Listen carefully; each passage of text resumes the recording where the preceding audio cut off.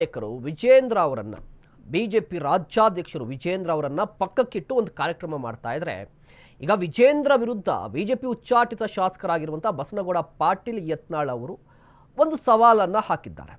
ಮೊದಲ ಬಾರಿಗೆ ಪಕ್ಷದ ಉಚ್ಚಾಟನೆ ಬಗ್ಗೆ ರಿಯಾಕ್ಟ್ ಮಾಡಿದ್ದಾರೆ.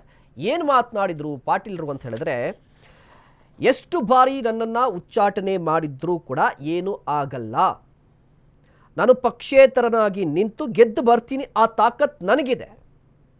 ನೀವು ನನ್ನನ್ನು ಎಷ್ಟೇ ಸಲ ಉಚ್ಚಾಟನೆ ಮಾಡಿದರೂ ಏನೂ ಆಗಲ್ಲ, ನನಗೆ ಆ ಪಕ್ಷ ಈ ಪಕ್ಷ ಅಂತ ಏನೂ ಇಲ್ಲ, ತಾಕತ್ತಿದ್ರೆ ನೀವು ಚುನಾವಣೆಗೆ ನಿಲ್ಲಿ ಅಂತ ಹೇಳಿ ವಿಜೇಂದ್ರಗೆ ನೇರ ಸವಾಲನ್ನು ಹಾಕಿದ್ದಾರೆ ಯತ್ನಾಳ್ ಅವರು. ನೋಡಿ, ಈ ಹಿಂದೆ ಯತ್ನಾಳ್ ಅವರು ಮೊದಲ ಬಾರಿಗೆ ಎಲ್ಲ ಉಚ್ಚಾಟನೆ ಆಗಿರುವಂಥದ್ದು ಬಿಜೆಪಿಯಿಂದ.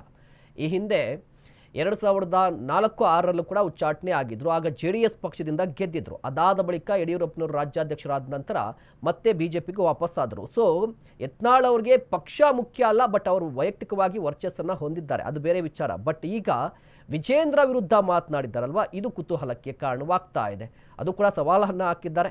ನೀವು ಕೂಡ ರಾಜೀನಾಮೆ ಕೊಡಿ, ವೈಯಕ್ತಿಕ ವರ್ಚಸ್ಸಿಂದ ತಾಕತ್ತಿದ್ರೆ ಚುನಾವಣೆಗೆ ನಿಂತು ಗೆದ್ದು ಬನ್ನಿ ಅಂತ ಸವಾಲನ್ನು ಕೂಡ ಹಾಕಿದ್ದಾರೆ. ನೋಡಿ,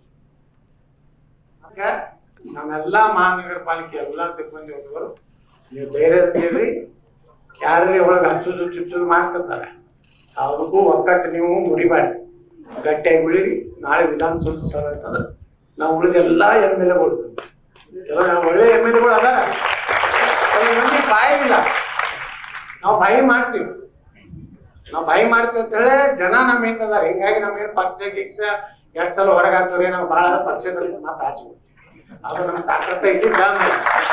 ಅದಕ್ಕೆ ನಿಮ್ಮ ಪರವಾಗಿ 100ಕ್ಕೆ 100 ಇವತ್ತು ಬಾಬಾ ಸಾಹೇಬ್ ಅಂಬೇಡ್ಕರ್ ಸಾಕ್ಷಿಯಾಗಿ ಹೇಳ್ತೀನಿ, ಗಟ್ಟಿಯಾಗಿ